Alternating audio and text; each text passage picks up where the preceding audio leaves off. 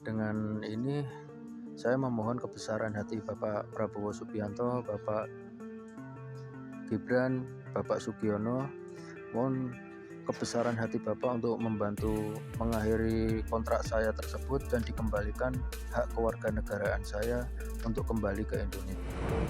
Pengakuan Satria Artakumbara yang meminta untuk pulang ke Indonesia membuat jagat maya khususnya platform TikTok heboh. Dagekan Satria meminta pulang ditujukannya kepada Presiden Prabowo Subianto, Wapres Gibran, dan Menlu Sugiono.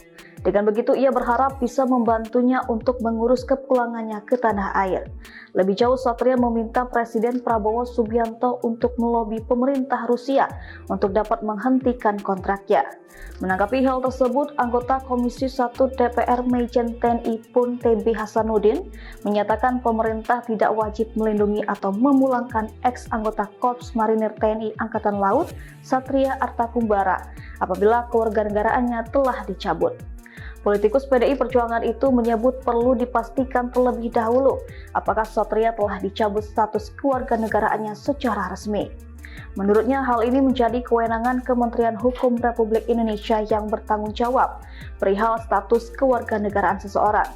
Sebelumnya Menteri Hukum Republik Indonesia Supratman Andi Aktas menyatakan status kewarganegaraan Satria Artakumbara otomatis dicabut karena berperang dengan tentara Rusia.